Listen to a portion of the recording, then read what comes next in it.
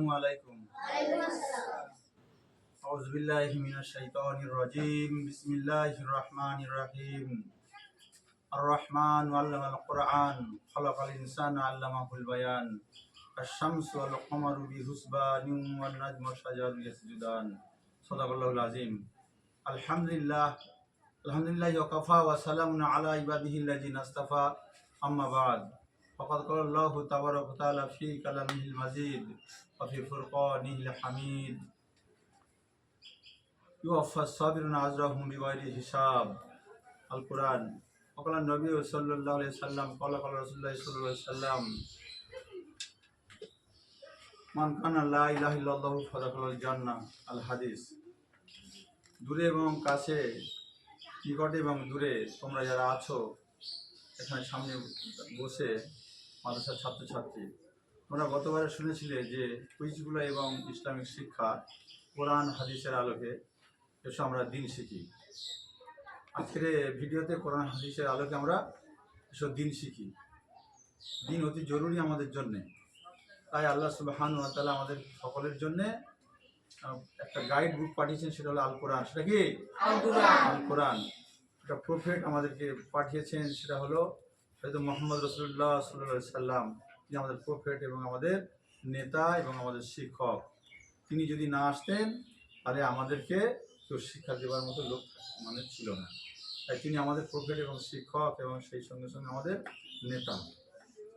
যাই হোক, যারা শুনছেন, শুনবেন, চ্যানেলগুলো যারা শুনবেন, দেখবেন, তো ইউটিউবের মাধ্যমে আপনারা সাবস্ক্রাইব করবেন এবং সেই সাথে সাথে শেয়ার করে বেশি বেশি করে অপরের কাছে পৌঁছে দেবেন, যাতে উপকৃত হয়। দিনের কাজ আরও এর থেকে যেন ব্যাপক আকারে আমরা করতে পারি। আমাদের জন্য সাহায্য করবেন একটু সাবস্ক্রাইব করে এবং শেয়ার করে।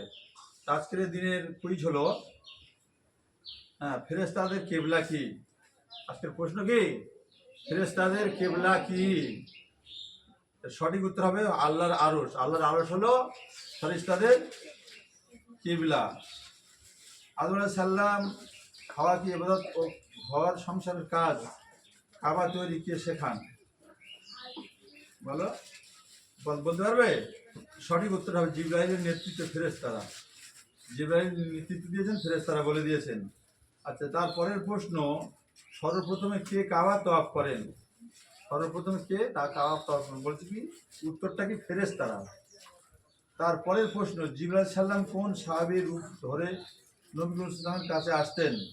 অনেকেই শুনেছো, ওয়াজের মাধ্যমে শোনোনি? দায়াতুল কলবি। দায়াতুল কলবি আল্লাহ নবী একজন সাহাবী ছিলেন, নানা সুরাত ধরে আসতেন। আল্লাহ নবীর কাছে এক সময় দায়াতুল কলবি এসেছেন, আর হাসান হুসেন দু ভাই গিয়ে কোলে ঠেলে উঠেছেন। এটা ঘটনা আছে। যাই হোক, সেদিকে যাব না। তো আজকের আচ্ছা, তারপরের প্রশ্ন, সুবহানাল্লাহ কথাটি প্রথম উচ্চারণ করেন কে? জিবরাইল আলাইহিস সালাম। উত্তরে হবে সঠিক জিবরাইল আলাইহিস সালাম। তারপরের প্রশ্ন, সুবহানাল্লাহ সুবহানা রাব্বিয়াল আলা প্রথম কে বলেন? হযরত ইসরাফিল আলাইহিস সালাম। বুঝা গেল? আজকের শেষ, বেহেশত ও দোজখের জিম্মাদার কোন কোন ফেরেশতা? যথাক্রমে রিদওয়ান ও মালিক।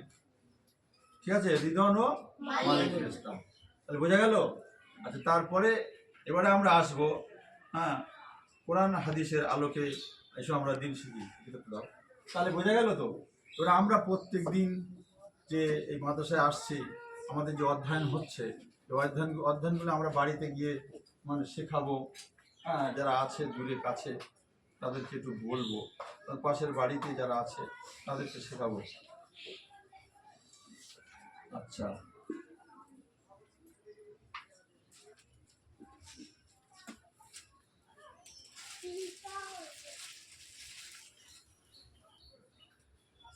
আজকে ছোট্ট ছোট্ট হাদিস দিয়ে পূরণ করবো, বুঝলে না?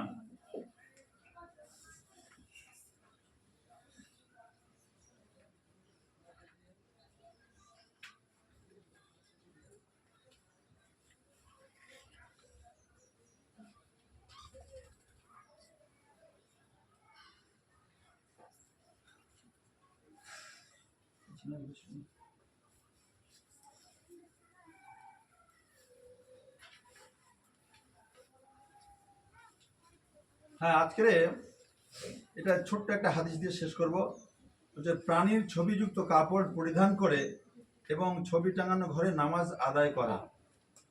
প্রাণীর ছবি মানে যে কোনো প্রাণীর ছবি, মানুষ হতে পারে, গরু, ছাগল, হাঁস, মুরগি, কুকুর, ভেড়া, বিভিন্ন রকমের ছবি, যার জান আছে, জীবন আছে, বা ওইরকম কাপড় পরা যে কাপড়ে প্রাণীর ছবি আছে, সে মানুষ হতে পারে, অন্যান্য কোনো প্রাণীর ছবি হতে পারে, তার জীবন আছে, এরকম কাপড় পরিধান করে পরে ছবি টাঙানো ঘরে, সে ঘরে ছবি টাঙানো আছে, সে ঘরে নামাজ আদায় করা।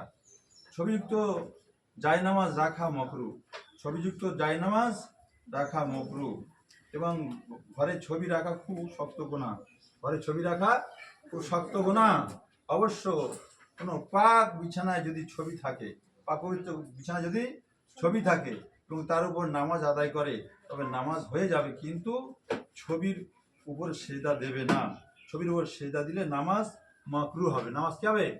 মাকরু হবে। নামাজের সম্মুখে অথবা উপরে অর্থাৎ ছাদ বা বারান্দায় অথবা ডানে বা বামে যদি ছবি থাকে, ডানে বা বামে বা ছাদে উপরে নিচে যদি ছবি থাকে, তবে নামাজ মকরু হবে। তবে কি হবে? নামাজ মকরু হবে।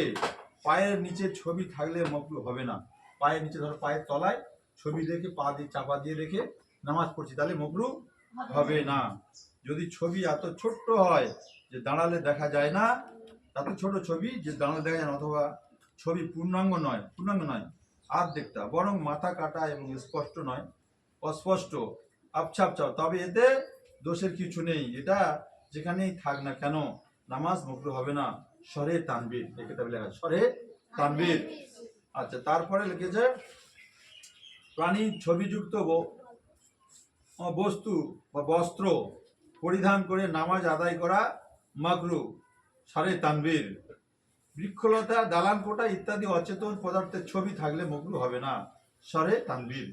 বৃক্ষলতা, গাছপালা বা অন্যান্য, বলছে যে দালান কোঠা, অচেতন পদার্থের ছবি, যার চেতন নেই, হ্যাঁ, ছবি থাকলে মকরু হবে না, নামাজ হয়ে যাবে, সরে তানবীর।